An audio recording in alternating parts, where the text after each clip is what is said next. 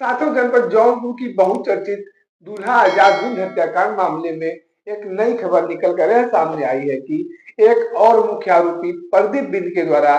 Court में surrender कर दिया गया है, जिससे कहीं न कहीं माना जा रहा है कि आजाद बिंद के परिवार को बड़ा झटका लगा है। जी हाँ, आपको बता दें कि कल 10 तारीख को दीवानी कोर्ट में भोले राजभर की ही तर्ज पर कल प्रदीप बिंद के द्वारा भी कोर्ट में सरेंडर कर दिया गया, जिसके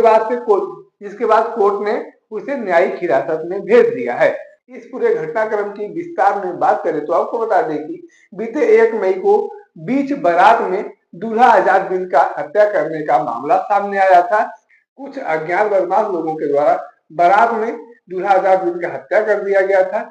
इसके बाद से लगातार परिजनों के द्वारा मुख्य आरोपियों की गिरफ्तारी और एनकाउंटर की मांग की जा रही थी। लगातार प्रशासन पर दबाव बनाया जा रहा था, लेकिन आपको बता दें कि अभी तक लगभग 2 महीने इस घटना को बीत चुके हैं, लेकिन प्रशासन के द्वारा जिन लोगों के खिलाफ नामजद एफआईआर दर्ज किया गया था, उसमें से एक भी आरोपी जौनपुर पुलिस के द्वारा अभी तक पकड़े नहीं गए हैं। हालांकि आपको बता दें कि घटनाक्रम से जुड़े एक मुख्य आरोपी रवि यादव को पुलिस ने एनकाउंटर में ढेर कर दिया है।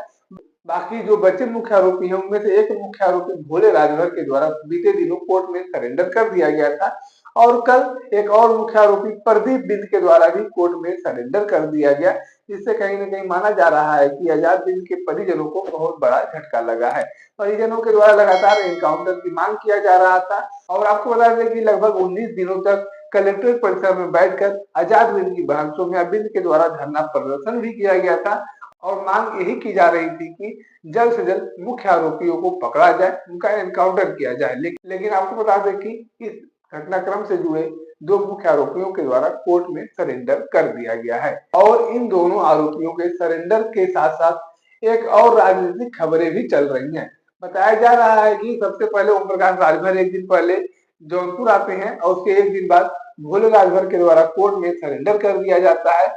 और कल जब संजय निषाद जौनपुर आते हैं तो प्रदीप बिंद के द्वारा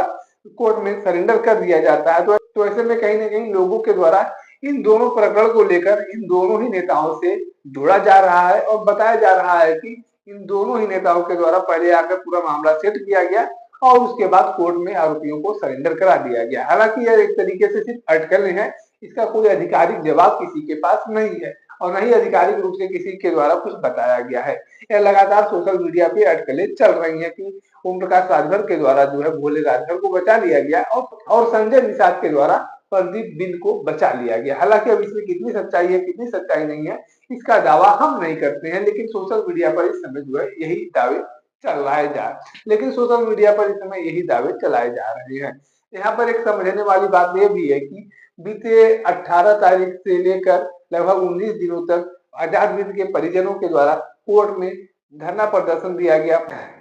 और मांग किया गया कि जल्द से जल्द आरोपियों की गिरफ्तारी की जाए, उनका एनकाउंटर किया जाए, लेकिन प्रशासन के द्वारा एक भी आरोपी अभी तक पकड़े नहीं गए और अब दो लेकिन प्रशासन के द्वारा एक भी आरोपी अभी तक पकड़े नहीं गए और अब 2 मुख्य आरोपियों के द्वारा कोर्ट में सरेंडर कर दिया गया है, जो कहीं न कहीं जौनपुर प्रशासन पर भी एक बड़ा सवालिया निशान खड़ा करता है कि प्रशासन हाथ पर हाथ रखकर बैठी रही और जो मुख्य आरोपी थे वह कोर्ट में आकर सरेंडर करके अपने आप को बचा ले गए। बाकी इस पूरे प्रकरण को लेकर आपके पास कोई जानकारी कोई राय है तो आप कमेंट बॉक्स में लिख सकते हैं। धन्यवाद।